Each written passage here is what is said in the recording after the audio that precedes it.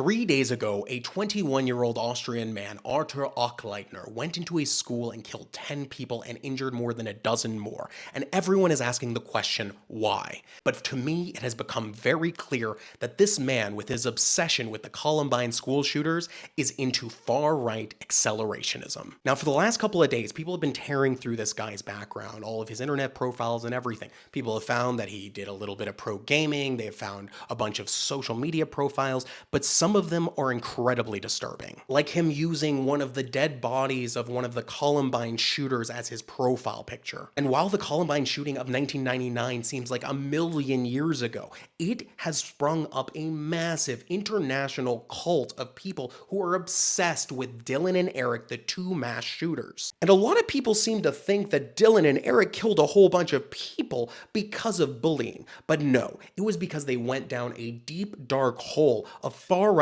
ideology and accelerationism. And while he self-identified as a goth, his ideological views were racist, anti-Semitic, and white supremacist. He idolized people like Timothy McVeigh that had just recently committed one of the worst atrocities in American history, the Oklahoma City bombing. And many people don't know that the Columbine shooting was actually meant to happen a day earlier to commemorate the anniversary of the Oklahoma City bombing. And that is literally commemorating a white supremacist attack trying to trigger a race war. But this love of serial killers, of mass bombers, of white nationalist crime, this has grown way beyond that. And it's here I'm going to tell you, my audience, if you don't want to know about something really horrible, you might want to leave now. To understand this, we're going to need to understand how mainline neo-Nazism changed since the 1980s. Throughout the 1980s, the most important and influential neo-Nazi of the era, James Mason, published a series of newsletters.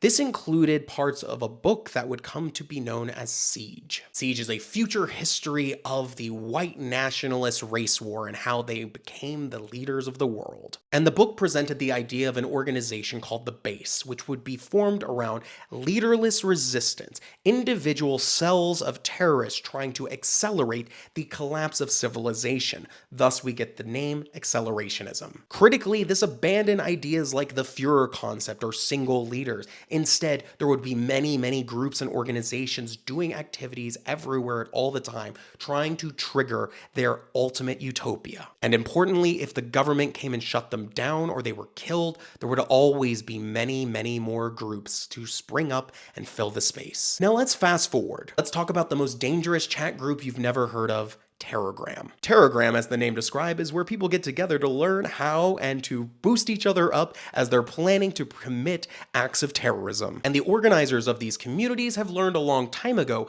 it is a lot easier to get other people to commit your acts of terror than to do them yourself. Telegram was responsible for a shooting at a gay nightclub in Slovakia, a school shooting in Brazil, a mosque stabbing of many people in Turkey by a Turkish guy, 2 school shootings in the United States, and guess what? It also inspired the 2025 assassination of Donald Trump. And if you're imagining some scary skinhead running this, no, turn your mind around. It is actually run by a 30-something tiny blonde lady. And she has been involved in the movement since she's been a young teenager and even produces art for some of their leaders. And you have to understand, it's not just about the planning, it's about community. And they have all sorts of ideas, ideology, and even spiritual views around what they have called the Saints. The Saints are what they call all of the successful mass killers that have fought to do what they've wanted to do, which is accelerate the end of the world and try to trigger a race war. And obviously, this becomes something that people in these groups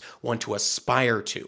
These people want to become saints. And what scared me the most is that the guy who did the shooting in Graz, he posted a photo, just like all the others had, in the bathroom right before they went on their shooting, which means at best, he was just obsessed with the Columbine school shooter cult that has sprung up and existed for almost 3 decades now, or at worst, he was involved in much more dangerous and darker parts of this accelerationist world.